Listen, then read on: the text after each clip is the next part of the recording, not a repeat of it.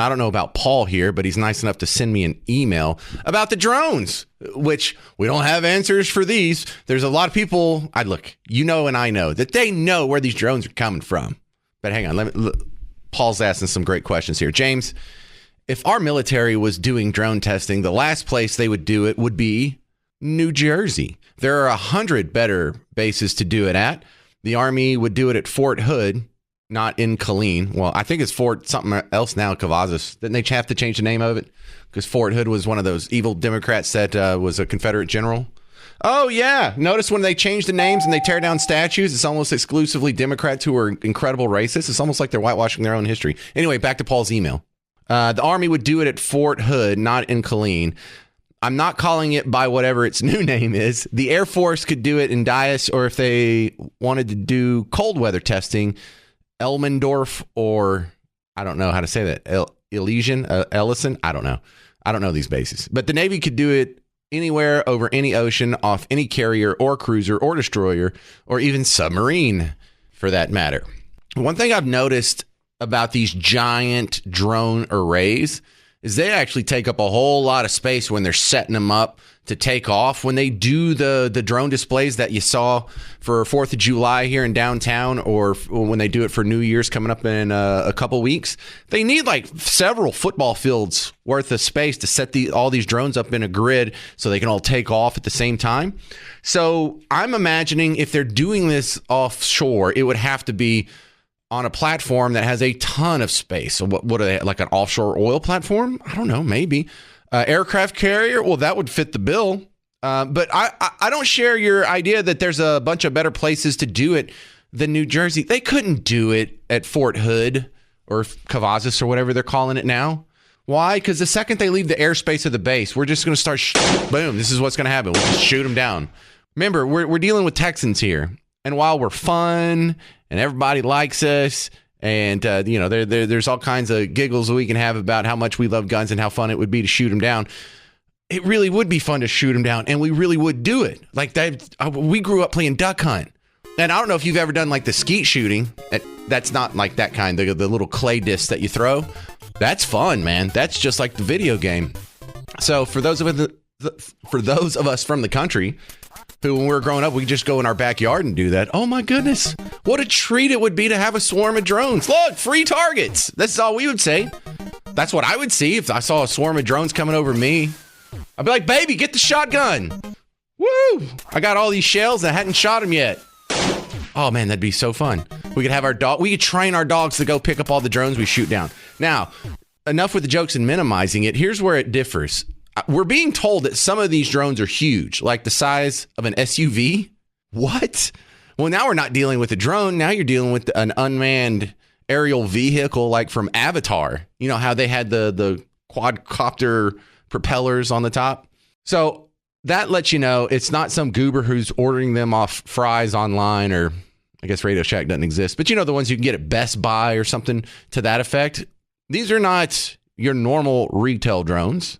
This is someone with either specifically made drones from a serious hobbyist, or you got to start leaning toward this is probably our military. I guarantee you, if it was the Chinese military doing this, we would know and we would already be shooting them down. Well, I'm 99%. You know what the 1% of me thinks? That balloon that they just let fly over and just take pictures of all our bases, and you know, the Chinese balloon that went over our airspace, I guess a couple years ago, we let that thing fly all the way over. So there is, I guess, some precedent for unmanned aerial vehicles of some sort spying on us from China, and it didn't get shot down until it made it all the way over. But I'm surprised we don't have more answers from that. I do love hearing your theories, though. So send them in, james@wbap.com. Dr. Jeff Brodeur is coming back on from Rigaku. He is an internationally recognized expert in chemical, biological, radiological, nuclear issues. And there you go. He knows how to work a phone better than me too, probably. Dr. Jeff, can I ask you about the drones first? I know usually we focus on more foreign policy stuff, but this could be a foreign policy issue. Is this coming from our military, someone else's military? What's your initial thoughts on that? So it's good to be with you again. There was a report I read just this morning that a Chinese citizen was arrested in association with a drone in the eastern U.S. I don't know if that's part of an overall program. We've had Chinese nationals try to infiltrate federal reservations, namely military reservations, throughout the United States. Not a new problem. Well, infiltrating also Eric Swalwell's bedroom. I'm not an expert on that, but it does appear that the Chinese may have traded in their hot air balloons for some drones, which is concerning on a number of levels. These have been reported, in excess of 5 to 6 feet, so they're not your Amazon purchase drones. These appear to be industrial with a significant payload. You can do surveillance with them, facial recognition software, but don't forget they're dropping ordnance with drones in the Middle East every day. So is there any way our military doesn't know who these are and where they're coming from? And they're just, it sounds like they're pretending to not know because they don't want to tell us yet. Yeah, I would tell you, I don't know. I hope they do know.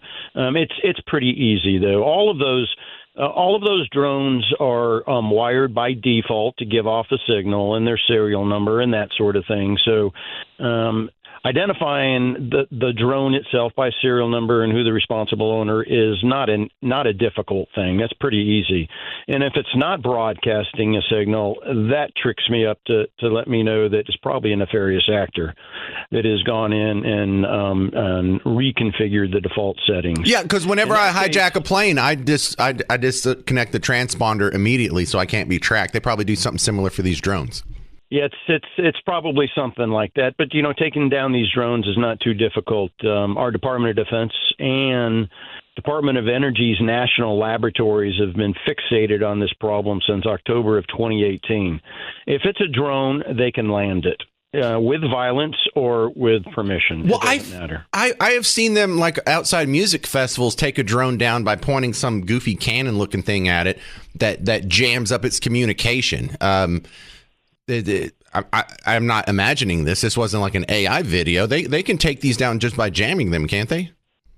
No, they absolutely can, and it depends on how the drone is modified. Remember, just aluminum foil over the receiver will block that signal from the default settings of the drone. And if the drone is communicating via satellite, not cell phone, or direct link to your transmitter, then it's following a pre-programmed path, and you're probably not going to convince it with a broadcast like that. We do have drones that will go on suicide missions. They will intersect and they will collide with a drone, rendering them useless and victim to gravity. And then there are other drones. There are other systems that will catch them in fishnets. They'll use kinetic solutions and non-kinetic solutions. I guess the bottom line is our U.S. government has got a number of tools at their disposal to eliminate this threat if they choose. The common man, if he sees a drone outside, can he just shoot it down with a shotgun? Yeah, that's the quick way to go to jail. I'm not a lawyer. That's airspace is governed by the FAA. I wouldn't do it. Take a photo of it, report it. You know what the DHS says. If you see something, say something. Yeah, I just remember we had this issue years back when drones first became popular. And I believe I remember interviewing lawyers at the time said, well, if it's directly over your airspace and under a ceiling of like 400 feet or something that's high for us but low for flying objects, then legally speaking, you could shoot it down, but it has to be like directly over that rectangle of property that you own, and you can't be in a city that already has ordinances against firing guns within city limits. And so, there were some real narrow instructions on that, but I guess generally speaking, yeah, you're destroying somebody's property and it's not over your airspace, and we would generally frown against that. I just wanted to ask you if you had heard anything more specific. Yeah, and in fact, I've heard the contrary. The U.S. citizen does not own any airspace. The federal government does. And they write the regulations and the rules as it applies. And that's frustrating because sometimes, we own the surface, and sometimes in contracts we own the mineral rights, things that are below the surface. All the way to the core.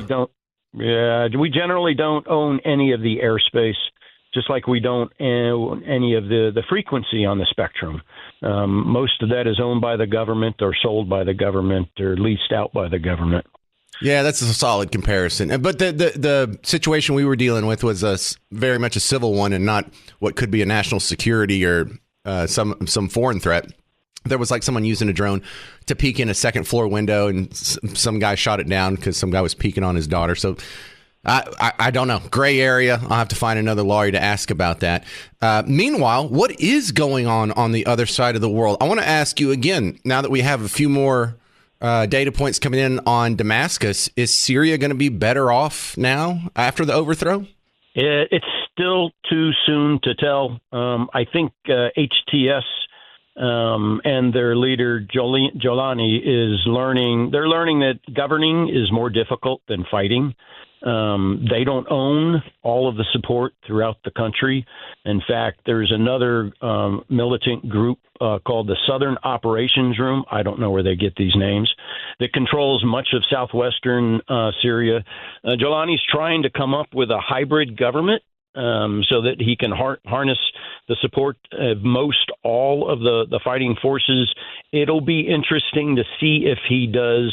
I don't know, and I don't have a whole lot of confidence if the citizenry is going to accept it. Remember, they've been under authoritarian rule since 1970.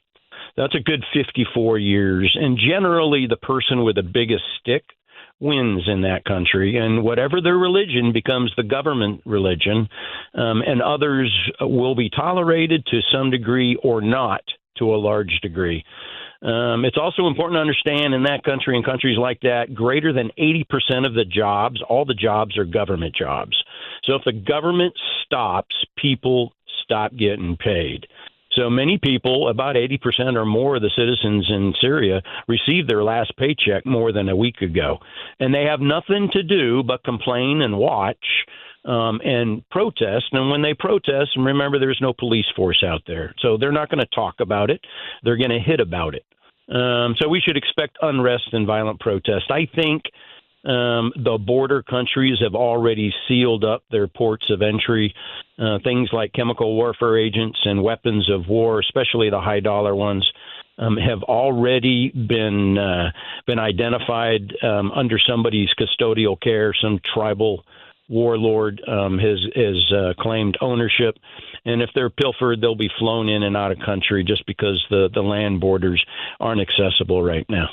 That sounds so much like what happened to Libya after the Arab Spring. Get rid of Gaddafi. Yeah, he wasn't great, but now you've just got, factional warlords and constant civil war. And I don't know. Is Libya better off without Gaddafi? I'm not too optimistic about either one of those. So Syria not looking too good. Go ahead. No, Syria is not. Interestingly, if we take a look at history, we have a number of failed states that continue to fail. We have Somalia, Libya, Yemen, Afghanistan, and now Syria. All fell since 1992. And they're just cesspools for the black market and violence.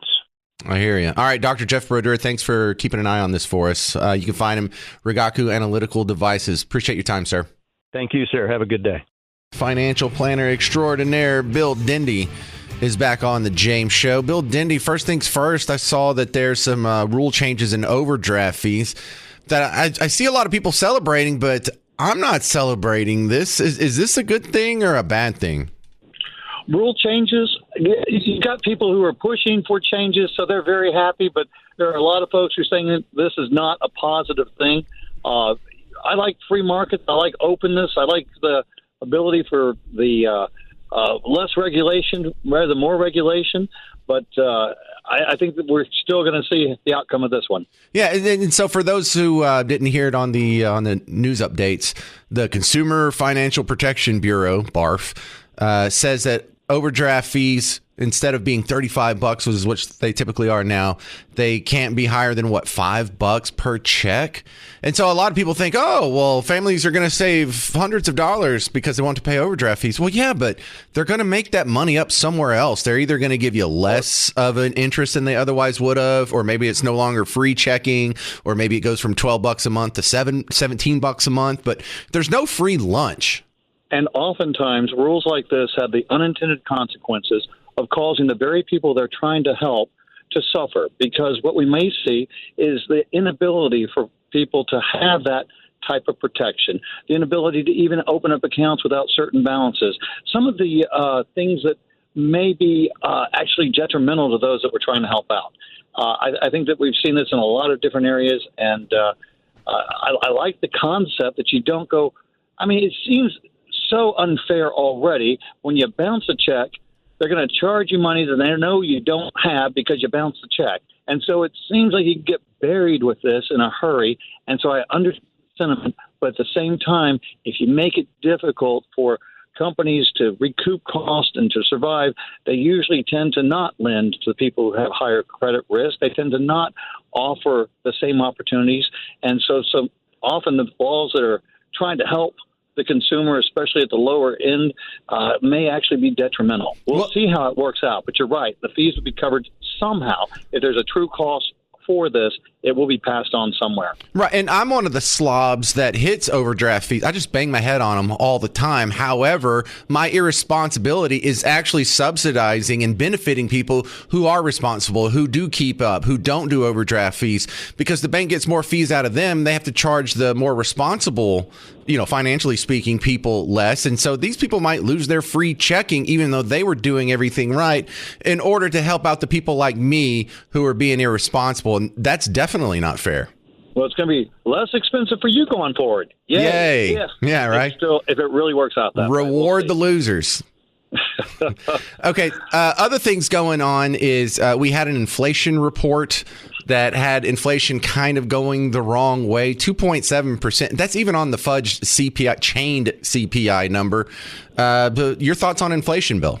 Well, inflation is not dead. The Fed wants to lower rates back down, but they are likely to take a pause after this month's reduction, if they do a reduction this month. I think most people believe we'll see another 25 basis point reduction, but the challenge is after the elections, with Republicans in the House and Senate and the executive branch, and with the deregulation and the tax cuts to corporations, this is very positive.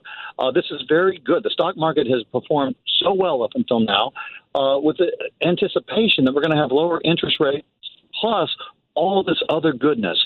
But all this other goodness is inflationary. And so we're starting to see people feel good. They see their stock market portfolios going up. They like opening up their 401k statements now, and they're feeling rather flush and rather comfortable going into the holiday season. And so people are spending money. They feel like if they've got a job, they'll probably keep that job. Now, if you don't have a job, it's taking longer to find a new one. It's like companies are in a stagnant place where they don't want to make a commitment either direction. So layoffs aren't happening in a big way across the board, although some local companies have had some layoffs. But across the board, companies aren't quick to lay off. They're not quick to fire. People with jobs feel like they're going to have their jobs. They feel like their bank accounts are bigger, and so they're spending money. Well, all that creates inflation, which the Fed was trying to stop inflation. So they may not be able to lower rates back down, and that then has the markets scratching, traders saying, well, gosh, if they take the punch bowl away and rates don't go down, that could be a negative impact. And so we'll probably see some choppiness and volatility as we see how all this plays out. But the policies are relatively positive for the stock market, but negative for killing inflation. They're actually inflationary in nature. Trump rang the bell in the stock exchange this morning. Do you think the Wall Street generally is happy about Trump, whether they admit it or not? Well, how could they not be? With the tax cuts for corporations, it makes them more globally competitive. The talk of tariffs to protect U.S. manufacturing sounds good, but that may actually be negative for the consumer. But as far as less regulations and lower taxes, that does translate to a higher present value of future cash flows. That does translate into higher stock prices, and that's what we've seen. But if interest rates stay where they are or move up, that is kind of negative for long-term stock prices. It costs more for companies to borrow money and costs more for consumers to consume as their revolving credit card debt stays at very high levels. And so it's kind of like the wind is blowing one direction and the tide is going another direction, and the seas look very turbulent. We're probably going to see some of that turbulence, but overall, we're probably seeing very positive stock performance because of this underlying. But always keep in mind, the market can break your heart as soon as you start feeling comfortable with it. And we haven't had a 50% drawdown since, 2008, year 2000, 1987. And at any time we can see that market cycle do its cycle. So this is probably a great time for people to make sure they haven't gotten overexposed or more aggressive than they intended to, and take advantage of still the relatively high historic rates of returns we get in fixed income to maybe adjust portfolios while we still have good prices in the stock market and good rates of return for our bond markets and our CDs. Well, look, you're a financial strategist. Do you take on clients these days? I would love to take on clients these days. It's one of the things I think it used to be only the wealthy had to work with financial advisors to manage things, but now most of us, in order to have that comfortable retirement, we have to amass some money. We have to know how to amass it, to grow it before retirement, and we have to be able to turn it into income to generate that stable replacement of our paycheck after retirement. And that's two-faceted. That's a big job, and I think that even those friends of mine that are CPAs or have their MBAs from SMU, where I went to school, they want somebody who specializes in that area, even if it's just to get a quick bounce off the wall, talk about, is this the right direction? Am I on the right path? What else am I not thinking about for my tax situation, along with my investment situation, along with my overall retirement plans and other things we want to do? All right, this is Bill Dendy, Alicorn Investment Management here in Dallas. Thank you very much for your expertise, sir. God bless you. Always a pleasure.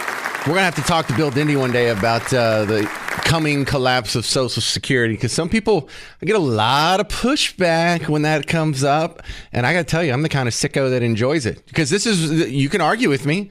You can argue that Social Security, there's nothing wrong with it. Fine. Give it about 6 years, and then we'll check in on where you're at with that one. Anyway, let's not go down that rabbit trail right now, because I love the mean emails.